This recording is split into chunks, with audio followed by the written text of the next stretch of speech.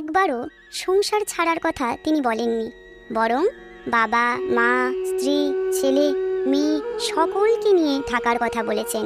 তাদের যথাযথ সেবা যত্ন করার কথা বলেছেন। আমাদের সকলের প্রিয় গৃহস্থ সাধক ঠাকুর রামকৃষ্ণ পরমহংসদেব, যিনি ছিলেন প্রত্যেকটি মানুষের চেতনার কাণ্ডারী, তিনি বিশেষ করে গৃহস্থ মানুষদের চেতনাকে ঈশ্বরের দিকে নিয়ে যেতে চেয়েছিলেন।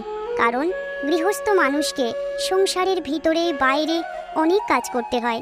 কাজ করতে করতে ক্লান্ত হয়ে যায়, মনে স্বাদ থাকলেও আর ঈশ্বরের কথা ভাবা হয় না। তাই তো শত কাজের মাঝেও সহজভাবে ঈশ্বরকে ধরে থাকার উপায় দেখিয়েছেন ঠাকুর তার বিখ্যাত 3টি বাণীর দ্বারা। চলুন শুনে নিন সেই অমৃত বাণী। প্রথমত তিনি বলেছিলেন সৎসঙ্গ করবে। ঠাকুর রামকৃষ্ণ বলেছেন সব কাজ করবে কিন্তু মন ঈশ্বরেতে রাখবে, আর সর্বদা সৎসঙ্গ করবে। ঈশ্বরেতে যাতে মন হয়, ভক্তি হয়, তাই তিনি সৎসঙ্গ করার কথা বলেছেন। সৎসঙ্গ বলতে যিনি ঈশ্বরের কথা বলেন, মনে ঈশ্বরের প্রতি ভক্তি জাগান, সেই ঈশ্বর ভক্ত বা সাধুর কথা বলেছেন। আমরা সকলেই জানি সৎসঙ্গে স্বর্গবাস এবং অসৎসঙ্গে নরকবাস হয়। কারণ যেমন মানুষের সাথে আমরা মিশি আমরা তেমন হয়ে যাই। তাই সৎসঙ্গে ভগবানের নাম গুণগান আমরা শুনতে পাই, আর কিছুক্ষণের জন্য হলেও সংসারের কথা ভুলে থাকি। আমাদের মন ঈশ্বর আলোচনার দিকে যায় এবং আমরা ঈশ্বরের কথা ভাবতে শুরু করি।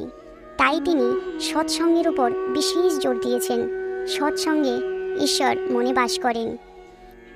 দ্বিতীয়ত তিনি বলেছেন নির্জনে ঈশ্বর চিন্তা করবে। নির্জন বলতে যে সময়টা আমরা একা থাকি সেই সময়টা বেছে নিয়ে ঈশ্বর চিন্তা করতে হবে। সব সময় বিষয়ী মানুষদের সাথে থাকলে ঈশ্বর চিন্তা আসে না, বিষয় চিন্তা আসে। তাই একা নিরিবিলিতে ঈশ্বর চিন্তা করতে বলেছেন। কারণ সংসার হলো জল আর মনটি যেন দুধ। যদি মনরূপ দুধকে সংসার রূপ জলে ফেলে রাখো তাহলে দুধে জলে মিশে এক হয়ে যায়, খাঁটি দুধ খুঁজে পাওয়া যায় না। তাই প্রথমে দুধকে দই পেতে মাখন করতে গেলে যেমন সবার আড়ালে রাখতে হয়, ঠিক তেমনই নির্জনে নিরিবিলিতে সাধনা করে আগে জ্ঞান ভক্তিরূপ মাখন লাভ করবে। সেই মাখন সংসার জলে ফেলে রাখলেও আর মিশবে না, ভেসে থাকবে। অর্থাৎ সংসারে থাকলেও আর বিষয় চিন্তা আসবে না, ঈশ্বর চিন্তা আসবে।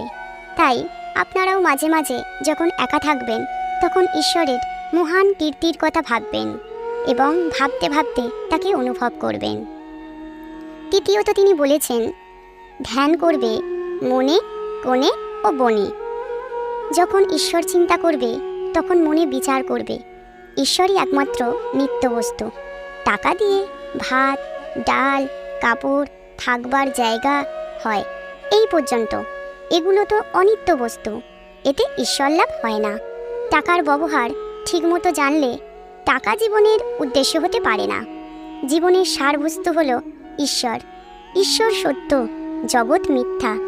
এই ভাবনায় এক মনে নির্জনে বসে ভাবার নামই ধ্যান।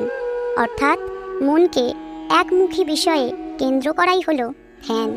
মন যখন একটি বিষয়ে চিন্তা করে তখন মন স্থির ও শান্ত হয়ে যায়, আর স্থির ও শান্ত মনে ঈশ্বরকে অনুভব করা যায়। তাই সর্বদা এই 3টি কথা মনে রাখবেন।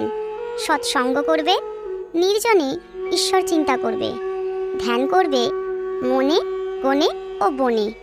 শেষে একটাই কথা বলবো, সৎসঙ্গ করে নির্জনে বসে ঈশ্বরের ধ্যান করলে ঈশ্বরের সাথে সংযোগ বাড়ে। তখন সংসারটাই আপনার কাছে স্বর্গরাজ্য হয়ে উঠবে। তাই সৎসঙ্গ করুন ও ভগবৎ প্রেমে মেতে উঠুন।